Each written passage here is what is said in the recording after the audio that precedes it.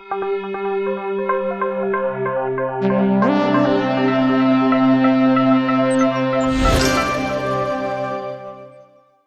back to WIPF 2022 here in Bangkok. You can hear that the bell is going. It's day 3 and the end of the morning coffee break as we venture into another area that many of our PitchMark innovators are from, and that is Southeast Asia, Indochina and Cambodia in particular. Many markets in Southeast Asia have a broad variety of copyright protections.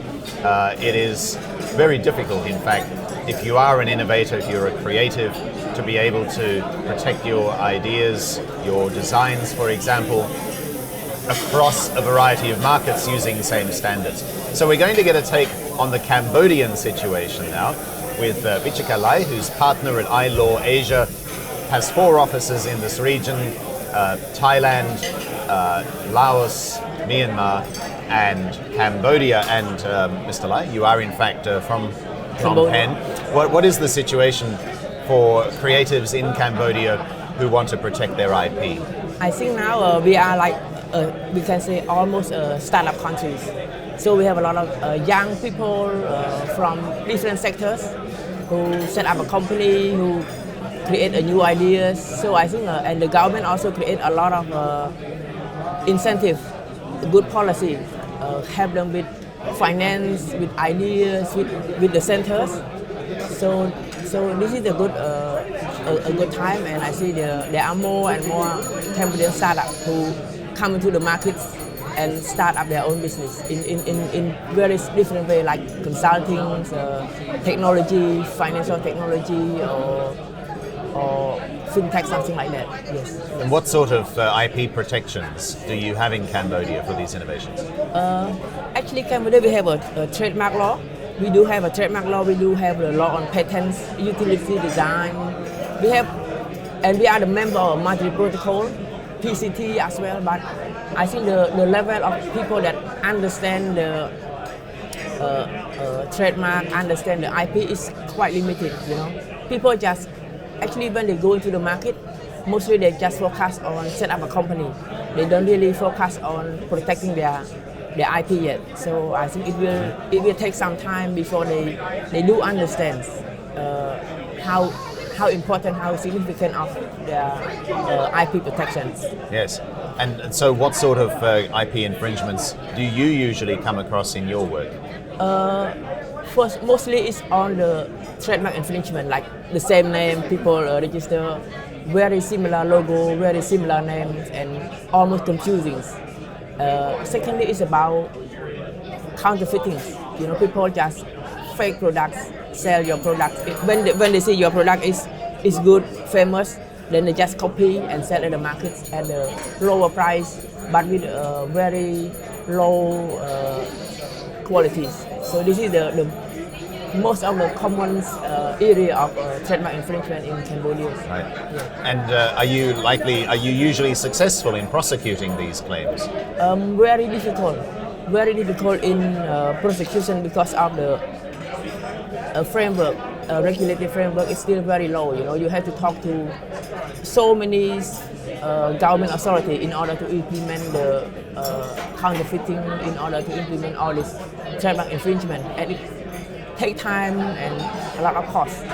So I think this is all the challenge that Cambodia has to face, and see what are the solutions into these problems. Presumably prevention Yes. is better than the cure. Definitely. And so as you are looking to raise the awareness, raise sophistication, educate your target market, what sort of messages do you have for them to raise the bar and get them more aware and prevent such idea theft in the first place? I think first time we have to explain them about the value of IP. You know, ask them to register. Actually, they have to register the trademark. They have to register their copyright or their patents. First they have to do that. They have to spend the money to do that. And secondly, actually Cambodia is starting to have what we call competition authorities. So this is emerging right now. So people and investor, businessmen need to understand about the value of register their IP and understand the competition authority, something like that, as well as the arbitrations, commercial arbitrations in the area of trademark, because trademark is in the commercial area as well. So yes. I think we have to train them about all this issue and explain even the people who really willing to counterfeit that their counterfeit product will not last long. So I think it's better to educate about IP value rather than go and fight them in the court for the Cambodian context. Yes. Do you sometimes find that you have customers, clients coming to you pointing out where their product has been infringed, has been counterfeitted, but they have absolutely no protections for that product? They haven't trademarked it, they haven't patented it. I do have actually that level. I do have, but then I explain them. Okay, we cannot protect you because you're not registered, even the company. But you know, they say, oh, I've been doing this business for many years, and they don't understand that no matter how many years you've been doing the business, it's still not protected if you are not registered. You know? So I do have experience with that. Yes. So what's your message then to young innovators in Cambodia or any of the other markets that your company is represented for taking the first step in the right direction? I believe first time take for example Cambodian contact, they still start with the registrations. They have a clear document from the beginning, and then their IP start from the beginnings, because actually for the startup IP very important, that because this can penetrate into the people's mind. It is the picture of the qualities, so they should start early for their IPs, trademark, all this stuff. You know? So this is my message to the startup in Cambodia and in other least developed countries. Yes. Yes. Is it too much to expect consumers to also be more discerning? Is it too much to say to consumers, don't buy the counterfeit, buy the original? I think it's too much. I feel it's too much to say that, because as a consumer, you don't have time. You know, how can you compare about? It's actually, I think this is it's your own responsibility of the company, and responsibility of the government to protect that. The consumer should buy the good product. But if you ask the consumer to really judge that, then they spend the money and they have to judge right or wrong. You know, it's not fair. It's not fair to them. Presumably, also the counterfeit products are cheaper, and therefore consumers are more likely to go for the cheaper option. Definitely, yeah. Especially for Cambodia, yes. So here we are in 2022. How do you see things develop over let's say, the next 8 years?